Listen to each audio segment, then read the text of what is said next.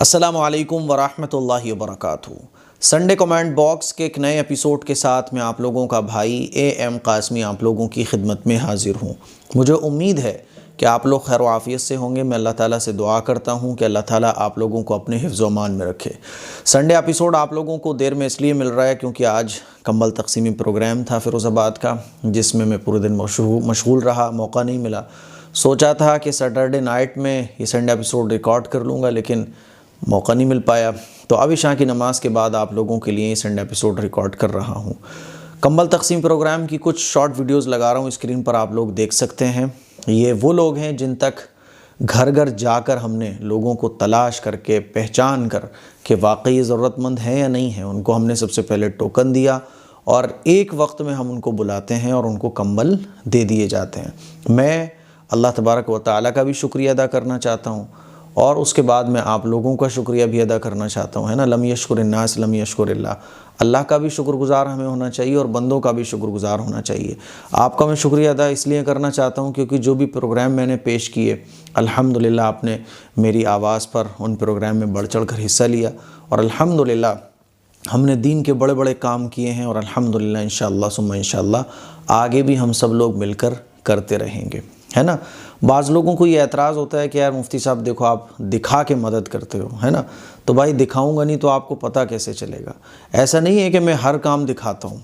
बाज़ लोग कहते हैं यार मुफ्ती साहब आप चेहरा दिखा रहे हो, बाज़ लोग कहते हैं यार मुफ्ती साहब आप गरीब का मजाक उड़ा रहे हो। मेरे भाई मजाक उड़ाने वाले मेरे जैसे नहीं होते हैं, है ना। मजाक अगर मैं उड़ा रहा होता तो उनकी मदद क्यों कर रहा होता। ये दिखाने का मकसद होता है, दिखाने का मेरे सामने बहुत फ़ायदे होते हैं, उन फ़ायदों के पेश नज़र ये मैं दिखाता हूँ और सबको नहीं दिखाता हूँ। आपको पता भी नहीं है कि रात की तारीकियों में कितने लोगों की मदद मैं कर चुका हूँ, है ना। तो आप लोग जो ताउन करते हैं वो ताउन के ज़रिए जो मैं लोगों की मदद करता हूँ ना, तो कैमरे में तो आपको चंद लोग नज़र आते हैं। कैमरे के पीछे मान लीजिए कंबल आए 2000, तो कैमरे में कितने नज़र आ रहे हैं जिनको कंबल दिया जा रहा है। गिनती करोगे तो 200 300 400 500 निकलेंगे बस। तो बाकी के जो कई हज़ार गए वो कहाँ गए? वो रात की तारीकियों में उनको कंबल पहुंच गया, है ना। बस उनको पता है, हमें पता है और अल्लाह को पता है, बाकी किसी को नहीं पता। तो जैसे लोग होते हैं उनकी मदद उसी तरह से कर दी जाती है। बाज़ लोग वो होते हैं जिनको कैमरे के सामने आने में शर्म महसूस होती है, वो लाइन में नहीं लगना चाहते, अच्छे घरों से ताल्लुक़ रखते हैं वो, लेकिन हालात ख़राब हो गए उनके। हम घर में ऐसे मदद पहुँचा देते हैं कि उनको पता होता है, हमें पता होता है और अल्लाह को पता होता है, बाकी किसी को नहीं पता। बाज़ लोग वो होते हैं जिनको कैमरे के सामने आने में कोई प्रॉब्लम नहीं है ना। वो तो कहते हैं कि हमारी गरीबी को कोई सुने तो सही। तो उन गरीबी को हम उनकी गरीबी को, उनकी ज़रूरत को हम सुनाते हैं क्योंकि वो चाहते हैं कि कोई उनका सहारा बने। मान लीजिए कोई औरत है, उसका कोई बेटा नहीं है, वो तो कह रही है क्योंकि मुझे अपनी माँ बना ले। वो तो बेचारी बूढ़ी औरत कह रही है कि कोई मुझे अपना बड़ा मान ले, मेरी ज़िम्मेदारी ले ले, 2 वक्त की रोटी मुझे खिला दे। वो कह रही है चीख चीख कर, कह रहे मेरा हाथ किसी के हाथ में तो दे दो कि जो मेरा सहारा बन सके। अब अगर मैं कैमरे में दिखाऊंगा नहीं तो मुझे बताओ उसका सहारा कौन बनेगा। तो अब देखने वाले की नज़र पर यह डिपेंड करता है। आप दिल में दर्द रख कर देखो वो वीडियोस जो मैं आपको शो कराता हूँ, मेरे ऊपर एतमाद और यकीन रख कर देखो। तो आप जब आपको एतमाद होगा कि यार मुफ्ती साहब किसी को जलील तो नहीं कर सकते ना, मुफ्ती साहब किसी को रुसवा तो नहीं कर सकते ना, मुफ्ती साहब को तो ख़ुद भी ख्याल होगा ना, है ना। फिर मैं अपील भी कर रहा हूँ आपसे कि यार देखो ये ज़रूरतमंद हैं बेचारे, इनके ऐसी प्रॉब्लम है, ये कंडीशन है, किसी को 50,000 की ज़रूरत है तो भाई मेरे पास कोई नोटों का पेड़ तो लगा नहीं है। और मैं आप लोगों को बोलूँ तो कैसे बोलूँ? जब आपके सामने कोई प्रोग्राम रखूँगा तभी तो आप समझोगे कि ये ज़रूरत है मुफ्ती साहब को और इनको इस काम के लिए ज़रूरत है। तो दिखाना पड़ता है कि भैया इनका ऑपरेशन होना है, इनको ये प्रॉब्लम है, इनको ये प्रॉब्लम है। तो आप लोग देखते हैं तो ताउन करते हैं। तो जो बंदा जिस कैटेगरी का होता है उसको उसी कैटेगरी से हिसाब से उसकी मदद की जाती है ना। अब कुछ लोग वो होते हैं जिनको लाइन में लगकर लेने में कोई प्रॉब्लम नहीं है, तो उनको फिर एक वक्त में एक प्रोग्राम मुनक़िद करके लाइन में लगा के दे दिया जाता है। कुछ लोग वो होते हैं जिनका कोई पूछने वाला नहीं है, वो कहते हैं यार मुफ्ती साहब हमें दिखाओ तो सही, हमारा दर्द लोगों तक पहुँचे, क्योंकि हमारा कोई सहारा ही नहीं है। कोई हमारा बेटा बन जाएगा, कोई हमें अपना घर दे देगा, है ना, हम चल फिर नहीं सकते, कोई ज़िंदगी भर हमारी 2 रोटी की ज़िम्मेदारी ले लेगा। तो ऐसे लोगों को हम दिखाते हैं कि देखो ये यतीम बच्चा है, कोई इसका बाप बन जाए, मुंह बोला बाप बन जाए। तो आप दिल में दर्द रख कर देखोगे तो आपको इंशाअल्लाह सुम्मा इंशाअल्लाह दिल में दर्द रख कर एतमाद और यकीन करते हुए मुझ पर देखोगे तो आपको समझ आएगा कि ये जो वीडियोस में दिखा रहा हूँ, है ना, इसका दिखाने का मकसद कि आप इनके हाथों में अपने हाथ दे दो, है ना, इनकी ज़िम्मेदारी ले लो। तो ऐसे बहुत सारे गरीब घर हैं जिनका अल्हम्दुलिल्लाह महीने का राशन में पहुँचाता हूँ, आप लोगों को पता भी नहीं चलता है। लेकिन ज़ाहिर है जब मैं काम कर रहा हूँ तो कुछ चीज़ें दिखाई भी जाएंगी, कुछ चीज़ें नहीं दिखाई जाएंगी। दिखाई जो जा रही हैं वो 100 कामों का 1% है जो आपको दिखाया जा रहा है। बस बात समझ आ रही है? बाज़ लोग कहते हैं अरे मुफ्ती साहब हम आपको क्यों दें? तो भाई मैं आपसे कोई ज़िद थोड़ी कर रहा हूँ, है ना। हर आदमी अपने अपने इलाके में मदद करे, हर आदमी अपने अपने इलाके में सोशल काम करे, लेकिन हर आदमी ऐसा नहीं कर सकता है। कोई आदमी जॉब में बिज़ी है, अपने बीवी बच्चों में मशगूल है, फुर्सत नहीं मिल पा रही है ना, तो वो क्या है कि हम जैसों के हाथों में अपना हाथ दे दे, हमारे प्रोग्राम में शरीक हो जाए, हम जो अपील कर रहे हैं उस पर फोकस करे और खैर के कामों में शरीक हो जाए। तो या तो आप ख़ुद करो या जो खैर के काम करने वाले हैं उनके साथ शरीक हो जाओ, दोनों तरीक़े ठीक है। तो मुझे उम्मीद है कि मेरी इतनी बातें आपको खूब अच्छे तरीके से समझ आ गई होंगी। चलिए सवालों का सिलसिला शुरू करते हैं बग़ैर किसी ताख़ीर के। सना पूछती हैं मुफ्ती साहब, मैं देहरादून से आपसे एक सवाल का जवाब चाहती हूँ।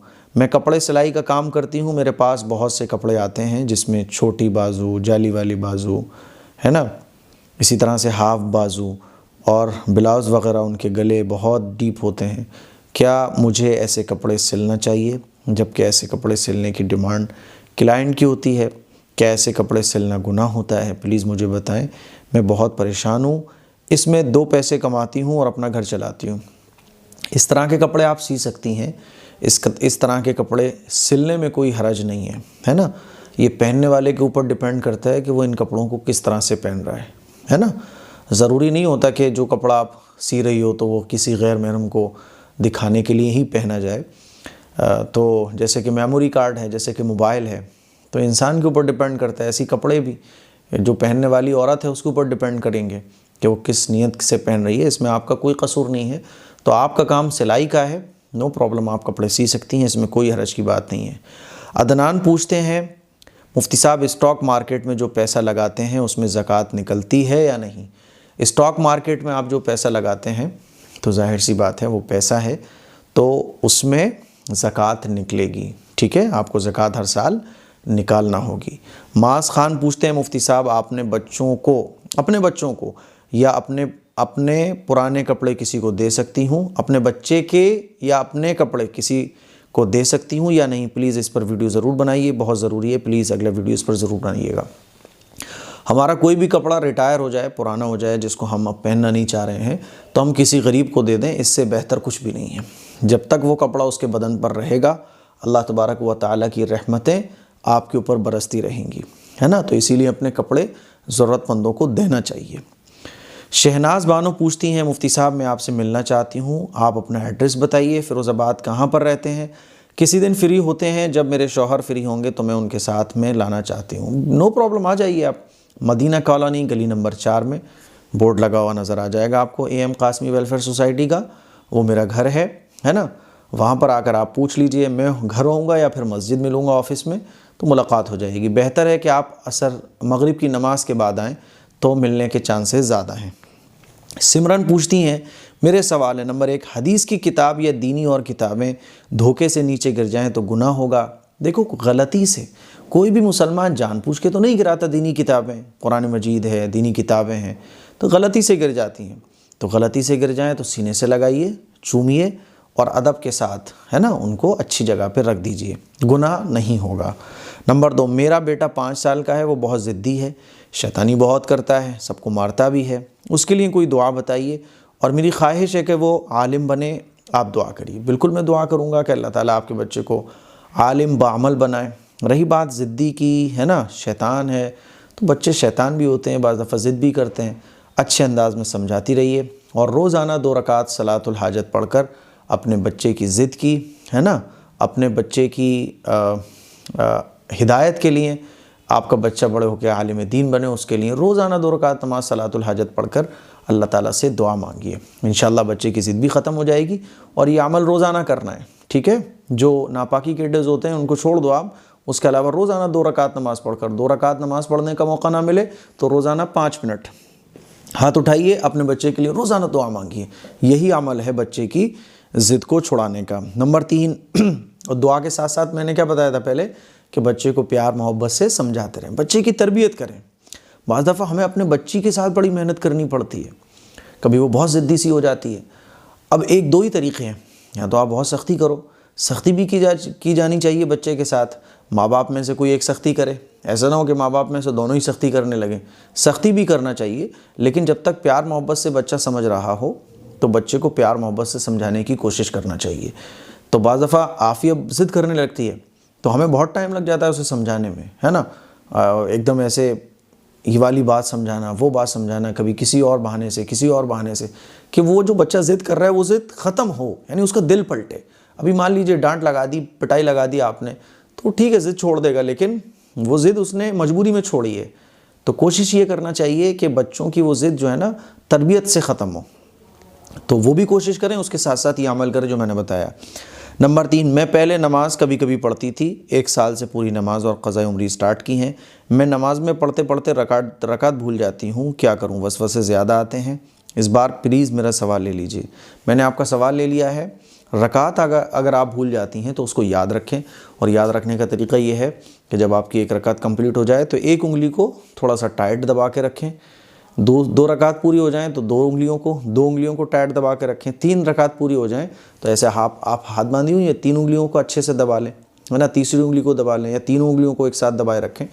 तो कोई भी एक तरीका ऐसे आप आजमा सकती हैं रकातों को याद रखने के लिए, ठीक है। मुझे उम्मीद है आपको आपके सवाल अच्छे तरीके से समझ आ गए होंगे। सना अली पूछती हैं, मुफ्ती साहब क्या नापाकी की हालत में इत्र या सुरमा लगा सकते हैं? जी, नापाकी की हालत में इत्र और सुरमा लगा सकते हैं। सबरुन खातून पूछती हैं, आपसे एक मसला पूछना है कि हमारा चेहरा जल गया है और हमारे अब्बू जान बोल रहे हैं कि चेहरे पर प्लास्टिक सर्जरी कराने के लिए, अगर चेहरे पे प्लास्टिक सर्जरी हो जाएगी तो हमारी नमाज़ हो जाएगी या नहीं? नमाज़ आपकी हो जाएगी, प्लास्टिक सर्जरी कराने के बाद आपकी नमाज़ भी हो जाएगी, आपका वज़ू भी हो जाएगा, गुस्ल भी हो जाएगा, नो प्रॉब्लम, ठीक है। जैसे हेयर ट्रांसप्लांट होते हैं, है ना, हेयर ट्रांसप्लांट जो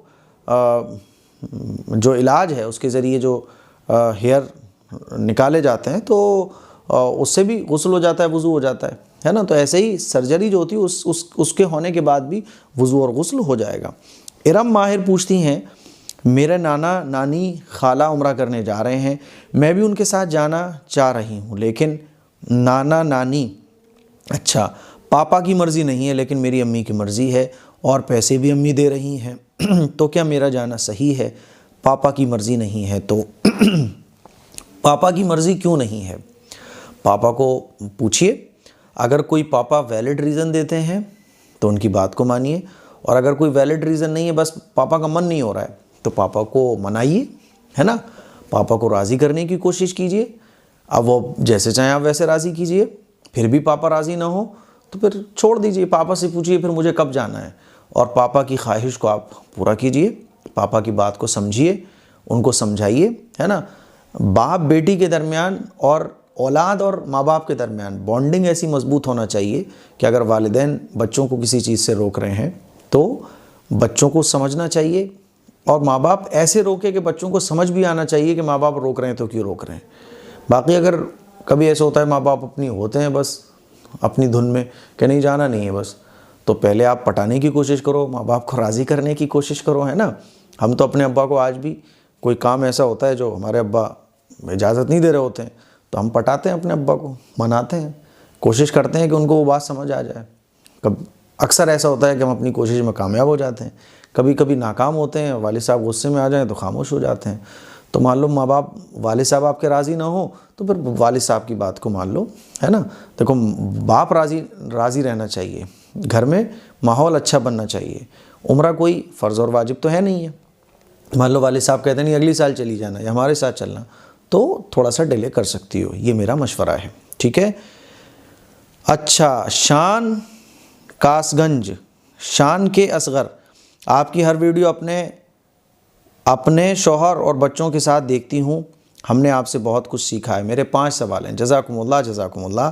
नंबर 1, हम सबके साथ अच्छा करते हैं लेकिन हमारे साथ बुरा क्यों होता है, हमें बुराई क्यों मिलती है? देखो, आप किसी के साथ भी अच्छा करो तो पहली बात तो ये समझ लो, आप किसी के साथ भी जो अच्छा कर रहे हो तो इसलिए कर रहे हो क्योंकि अल्लाह का हुक्म है ना। और आप अच्छा इसलिए कर रहे हो किसी के साथ क्योंकि इसका अजर आपको अल्लाह से लेना है। आप किसी के साथ अच्छा इसलिए नहीं कर रहे हो कि वो पलट के आपका शुक्रिया अदा करे, वो आपके साथ अच्छा करे, है ना। आपको अगर फल अल्लाह से चाहिए, आपको अजर अगर अल्लाह से चाहिए तो ज़बान पर ये शिकायत आनी नहीं चाहिए। आम तौर पर हम लोग जब किसी के साथ अच्छा करते हैं तो हम उससे भी उम्मीद रखते हैं कि हमने इसके साथ अच्छा किया है तो अब ये भी हमारे साथ अच्छा करेगा, पलट के अब ये भी हमारा एहसान चुकता करेगा, है ना। ये उम्मीद ही रखना गलत है। आप किसी के साथ अच्छा करो तो आपके माइंड में दूर दूर तक ये नहीं होना चाहिए कि मैंने इसके साथ अच्छा किया है तो ये भी बदले में मेरे साथ अच्छा करेगा। ठीक है, अल्लाह से उसका अजर रखो, अल्लाह ही उसका अजर देगा। तो आप किसी के साथ अच्छा कर रहे हो तो अल्लाह के लिए कर रहे हो, तो आपको शिकवा होना ही नहीं चाहिए। दूसरी बात कि चलो शिकवा नहीं होता लेकिन फिर भी दिल में बात आ जाती है कि यार हम तो सबके साथ अच्छा करते हैं, हमारे साथ बुरा हो जाता है। तो उसकी बड़ी वजह यह है कि आजकल बुराइयां ज़्यादा हैं, अच्छाइयाँ कम हैं। बुरे लोगों की तादाद ज़्यादा है, अच्छे लोगों की तादाद कम है। शुक्रगुजार लोगों की तादाद कम है, नाशुक्रों की तादाद ज़्यादा है ना। यही वजह है कि हम जब अच्छा कर रहे होते हैं कई लोगों के साथ तो बुरे लोगों की जब तादाद ज़्यादा है, नाशुक्रे लोग ज़्यादा हैं, शुक्रगुजार लोग बहुत कम हैं, तो इसीलिए हमें बदले में बुराई मिलती है। तो बुराइयाँ ज़्यादा हैं, जैसे कि अच्छे लोगों को बुरे लोग मिलते हैं, अच्छे लोगों को अच्छे लोग मिलते ही नहीं हैं, क्योंकि बुराइयां ज़्यादा हैं, बुरे लोग ज़्यादा हैं, नाशुक्रे लोग ज़्यादा हैं, लोगों की तरबियत नहीं है, अंदर की जो रूहानी बुराइयां हैं वो आदमी ठीक नहीं कर पाता है। इसीलिए ऐसा होता है कि अच्छे लोगों को तकलीफ़ इस बात की होती है कि यार हम तो सबके साथ अच्छा करते हैं, हमारे साथ तो बुरा हो जाता है। तो बुरा इसलिए हो जाता है, इसीलिए आप लोगों से उम्मीद ही मत रखो। आप अच्छा ही किसी के लिए करो तो अल्लाह के लिए, ठीक है। नंबर 2, क्या सट्टा लगाने वाले के यहाँ शादी में खाना खा सकते हैं? किसी का टोटल काम ही सट्टे का है 100%, तो फिर उसके यहाँ शादी में खाना खाना जायज़ नहीं होगा। मना कर दो आपके भाई आपका काम सट्टे का है, सॉरी हम आपकी शादी में नहीं आ सकते। नंबर 3, मैयत के जनाजे की नमाज होने के बाद मैयत का रास्ते में मुंह देख सकते हैं? रास्ते में मुंह देखना है, बहुत किसी से मोहब्बत है, किसी का आखिरी दीदार करना इसलिए ज़रूरी है क्योंकि आपको उससे मोहब्बत बहुत थी, तो नो प्रॉब्लम। जब कब्रिस्तान मैयत पहुंच जाए तो चेहरा देखने की इजाज़त होगी। लेकिन ये आम तौर पे एक रस्म सी होती है कि भाई आखिरी मर्तबा देखना है, आखिरी मर्तबा देखना है। तो रस्मन जो लोग चेहरा देखते हैं वो नहीं देखना चाहिए। मान लीजिए किसी का बाप है, किसी का बेटा है और वो लेट इतनी पहुंचा कि मैयत चल दी, है ना, मुर्दे को कब्रिस्तान ले जाने लगे, कफन हो गया, अब दफनाने के लिए ले जा रहे हैं, तो फिर किसी को मोहब्बत ज़्यादा है, किसी का रिश्ता बहुत गहरा है, तो आखिरी वक्त में भी कब्र में रखने से पहले कफन खोलकर चेहरा दिखाया जा सकता है। लेकिन जो ये रस्मन चल रहा है आजकल, रस्मों से बचना चाहिए। रस्मन चेहरा देखना इसकी कोई असल नहीं है इस्लाम में, ठीक है। नंबर 4, क्या मुर्गी के पंजे खाना हलाल है? मुर्गी के पंजे खाना जायज़ है, खा सकते हैं, है ना। लेकिन ये जायज़ होने का मतलब ये नहीं कि खाना ही खाना है। जायज़ का मतलब ये कि इजाज़त दी है शरीयत ने, लेकिन उसको कोई ना खाए तो ये भी गुंजाइश है ना, तो खा सकते हैं, जायज़ है। नंबर 5, क्या ख़वातीन पैंट शर्ट पहनकर नमाज़ पढ़ सकती हैं? ख़वातीन को कोई भी ड्रेस ऐसी नहीं पहनना चाहिए जिससे उनके जो आज़ा हैं वो चमके। पैंट शर्ट एक ऐसी ड्रेस है जो, पहले तो मर्दों का लिबास है पैंट शर्ट, औरतों का लिबास नहीं है। तो पहले तो औरतों को ऐसा लिबास पहनना चाहिए जो औरतों का ही है। अब आप कहोगे पैंट शर्ट भी औरतों की बनने लगी है, लेकिन एक्चुअल बनने लगी है, लेकिन एक्चुअल में वो लिबास किसका है? मर्दों का है। अब उसको डिज़ाइन औरतों के लिए कर दी जाए वो अलग बात है, लेकिन वो एक्चुअल में लिबास किसका है? मर्दों के लिए। तो नमाज हो जाएगी, तो नमाज होने के लिए तो सतर का छिपाना ज़रूरी है, बस औरतों का सतर छिपा हुआ नमाज हो जाएगी। लेकिन फिर भी पैंट शर्ट जो है ना पहनकर नमाज पढ़ना ये मकरूह है ना, मकरूह तहरीमी भी हो सकता है अगर पैंट शर्ट बहुत चुस्त हो। इसीलिए पैंट शर्ट पहनकर नमाज पढ़ने से बचना चाहिए, ऐसा लिबास नहीं पहनना चाहिए। औरतों के जो लिबास हैं वो पहनो ना औरतें, मर्दों के लिबास औरतों को नहीं पहनना चाहिए। मोहम्मद अनस पूछते हैं, मेरा नाम मोहम्मद अनस है, मैं चंडीगढ़ से हूँ। मेरा क्वेश्चन ये है कि मैं एयरलाइन में जॉब करना चाहता हूँ और एयरलाइन की जॉब में कभी कभी अल्कोहल भी सर्व करनी पड़ती है, तो ऐसे में क्या जॉब करना मुनासिब है? जब आप जॉब करें तो बता दें भाई मैं अल्कोहल सर्व नहीं करूँगा, ठीक है। तो अगर ये आपकी डिमांड एक्सेप्ट कर ली जाती है ना, तो आप उस जॉब को करें। बाकी अल्कोहल सर्व करना ये बिल्कुल भी दुरुस्त नहीं होगा, है ना। आप कोई भी जॉब करते हैं, उस जॉब में कोई शराब और कोई हराम काम आपको करना पड़ रहा है तो उस जॉब को नहीं करना चाहिए, ठीक है। जोया परवीन पूछती हैं, सपने में आग की बारिश होना इसका क्या मतलब है? आग की बारिश होने का मतलब ये है कि आप गुनाहों से बचने की कोशिश कीजिए, ठीक है। Shine with grow. मेरे कुछ सवाल है। नंबर 1, क्या सल्लल्लाहु अलैहि वसल्लम सल्लल्लाहु अला मुहम्मद एक बार पढ़ने से 70 रहमत के दरवाज़े खुल जाते हैं? जो शख्स एक मरतबा दुरूद शरीफ पढ़ता है तो अल्लाह तबारक व तआला उस पर 10 रहमतें नाजिल फरमाता है। ये तो हदीस से मिलता है। 70 रहमत का जिक्र मुझे नहीं मालूम कि किस हदीस में आपने सुना, वो मुझे भेजें आप। नंबर 2, क्या जो बख्शा जाता है उसका सवाब ओनली जिनको बख्शा है उनको ही होता है? आप जिसके लिए बख्शेंगे सवाब उनको पहुँचेगा। नंबर 3, कितने लोगों को एक बार में कुछ पढ़ के बख्श सकते हैं? अनलिमिटेड, जितने लोगों को चाहें आप पढ़कर बख्श सकते हैं। नंबर 4, नमाज में और ऐसे भी बहुत वसवसे आते हैं। नमाज में जो वसवसे आते हैं उसका तरीका ये है कि आप जो नमाज में पढ़ रहे हो उस तरफ ध्यान लगाओ। वसवसों की तरफ माइंड जाएगा तो माइंड को खींचते हुए फिर उसी तरफ लगा दो जो आप पढ़ रहे हो, तो वसवसे आना बंद हो जाएंगे। नंबर 5, गुनाहों की आदतों को कैसे लीव करें? कोशिश कीजिए, अपने आप से मुकाबला कीजिए, खुद से लड़िए, गुनाह हो जाए तौबा कीजिए, और जब गुनाह करने का दिल करे तो दिल को पकड़ने की कोशिश कीजिए, दिल से मुकाबला कीजिए, और जब गुनाह हो जाए तो 2 रकात नमाज पढ़कर अल्लाह के सामने हाथ उठाकर तौबा कीजिए और अल्लाह से दुआ मांगिए कि अल्लाह ये गुनाह मैं छोड़ना चाहता हूँ लेकिन छूट नहीं रहा है। इस तरह से आप जब करोगे तो इंशाअल्लाह धीरे धीरे गुनाहों की आदत छूटने शुरू हो जाएगी। अच्छा जी, और 2-3 सवाल ले लेते हैं। फलक फ़ातिमा पूछती हैं, हज़रत मुझे ये जानना था कि क्या हम शहंशाह नाम रख सकते हैं? शहंशाह नाम रखना मुनासिब नहीं है ना, क्योंकि शहंशाह बस एक ही है, वो कौन है? अल्लाह है। तो शहंशाह, बादशाह, इस तरह के जो नाम होते हैं इनसे बचना चाहिए, है ना। फ़ारूक कुरैशी पूछते हैं, मुफ्ती साहब क्या कुरान शरीफ की आयत पड़े हुए पानी को गर्म कर सकते हैं? कौन सा अमल? अच्छा, कुरान शरीफ की आयत पड़ा हुआ पानी गर्म कर सकते हैं, इसमें कोई हरज की बात नहीं है। कौन सा अमल रजब के महीने में अल्लाह के नबी को ज़्यादा पसंद है? अल्लाह के नबी सल्लल्लाहु अलैहि वसल्लम तो रमज़ान शुरू होने से पहले रजब से ही रमज़ान की तैयारी शुरू कर देते थे। तो रजब के महीने में हुजूर रोज़ा खूब रखा करते थे, इबादतों को बढ़ा देते थे।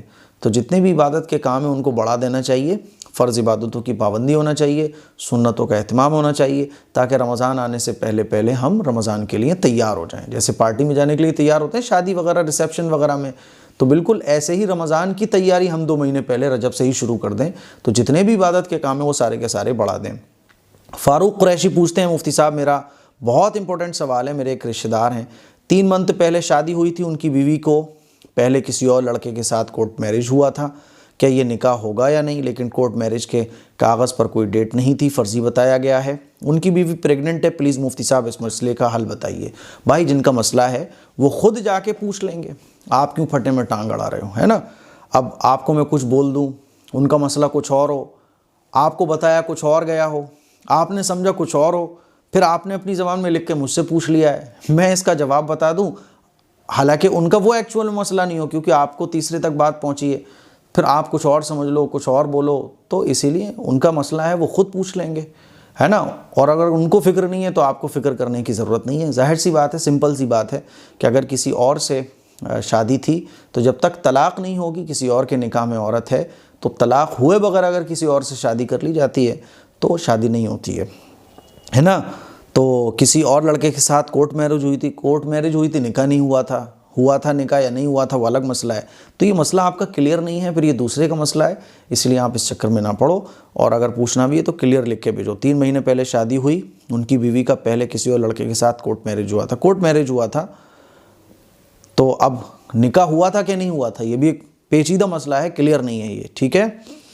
तो भाई, ये हमारे आज संडे एपिसोड के कुछ सवालात थे।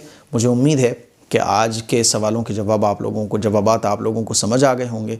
इस क्लिप को शेयर करें, दूसरों तक पहुंचाएं और घर पे सबके साथ देखें। और एक आखिरी बात जो मैं आप लोगों से कहना चाहता हूं वो ये कि मेरे ऊपर एतमाद रखें, यकीन रखा करें।